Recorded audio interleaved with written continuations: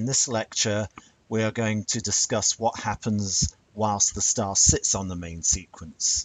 This will be the first major stage of stellar evolution.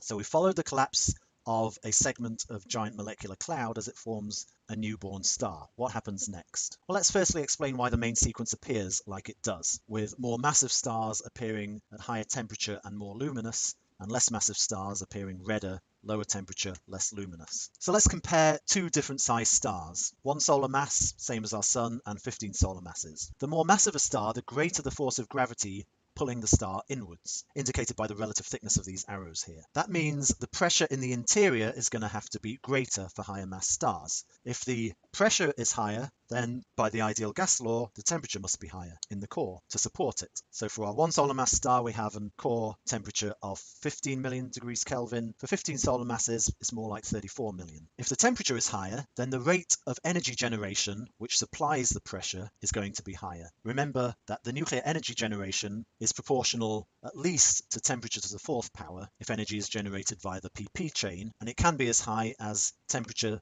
to close to the 20th power for energy generated via the CNO cycle. That higher energy production rate has to come out of the surface, and so the luminosity of the higher mass star has to be larger. Our 1 solar mass star has the luminosity of the sun, unsurprisingly.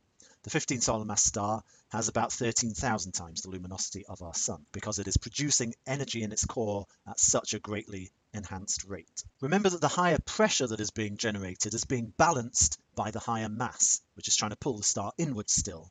That means the radius does not increase by the same amount as the luminosity increases. And that means, because luminosity is proportional to radius squared times temperature to the 4th power, if the luminosity is much higher for a heavier star, but the radius isn't that much higher, then it must be the temperature of the star that's higher. So therefore, the heavier star also has a higher temperature and appears bluer. So our 15 solar mass star has a surface temperature of about 35,000 degrees Kelvin compared to the 6,000 degree Kelvin temperature of the sun's surface. And so we've explained the main sequence. The stars that are born heavier are going to be more luminous and have a higher temperature than the stars that are born less heavy. That is why the main sequence looks the way it does. So what happens to a star on the main sequence? Well, one thing that is very important to understand is that if you were able to spend 1 billion years tracking a star whilst it's burning hydrogen to helium, and every day you measured its temperature and its luminosity and you plotted it on the HR diagram, you would find that the star would not really move up or down the main sequence. Stars tend to stay roughly where they are throughout their entire main sequence lifetime. They do move a little bit,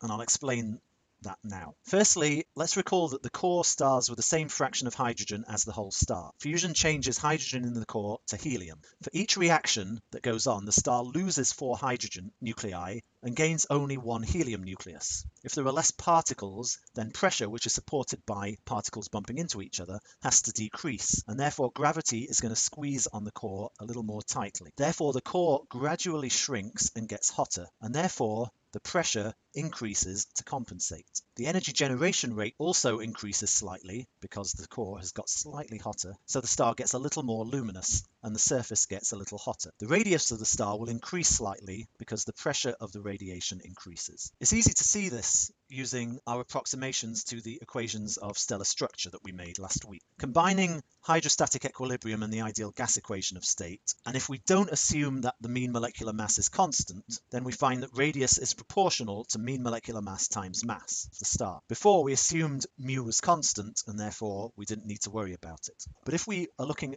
at a star for a very long time, the average mean molecular mass in the star is going to change because we're losing hydrogen in the core and gaining helium. And as you'll discover in the homework this week, if you turn lighter elements into heavier elements, the mean molecular mass will increase. The mass of the star stays the same, so therefore the radius will also increase slightly by roughly the amount that the mean molecular mass increases. When the sun was born about 5 billion years ago, it was a little bit smaller than it was today, and it was a little bit redder than it was today, so a little bit cooler. Of course, this change took 5 billion years to happen, so the general increase in temperature and radius happens on timescales of billions of years. You can't notice this change over hundreds, thousands, even hundreds of thousands of years. So over the course of a star's main sequence lifetime, it'll remain in roughly the same position, but it'll move just a little upwards as the radius and hence the luminosity increases. So stars will tend to be born on the bottom edge of the main sequence,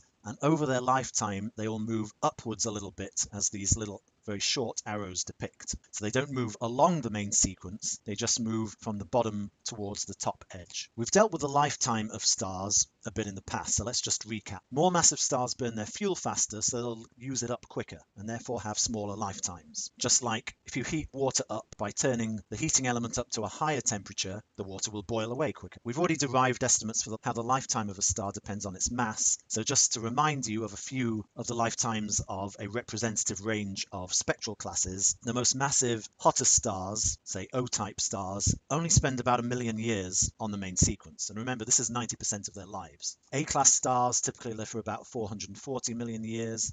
G-type stars getting on for 10 billion years, like our Sun. K-type stars for about 17 billion years. M-type stars for about 56 billion years. Note that the current age of the universe is about 13.6 billion years. Therefore, in the entire history of the universe, no K-type or M-type star has ever died. Finally, how massive can a star get?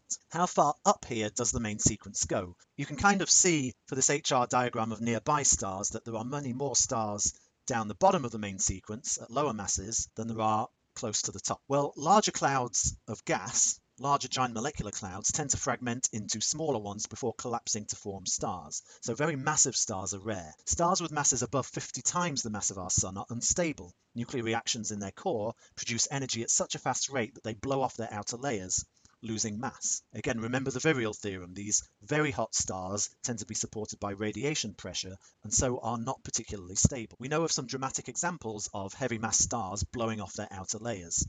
Eta Carina is one of the most famous examples. The star Eta Carina is at the very center here, and what we see here in this image are two big lobes of gas being blown off of the surface of the star. We estimate the mass of the star to be about 100 to 150 times the mass of our Sun. This is about as high a mass star as you could ever find. The eruption that caused these giant lobes of gas happened in 1843 and made it for a while the second brightest star in the sky. You can see the two giant lobes of gas expanding away from the star. It's estimated that it's just thrown off about 10 solar masses worth of material. So it's just lost about 10 times the mass of our own Sun in this one eruption. We know that stars this massive undergo multiple such outbursts in the course of their lives, losing a good portion of their mass. They also evolve very, very quickly. In fact, we expect Eta Carina to go supernova anytime now. By any time now, I mean within the next 100,000 years or so.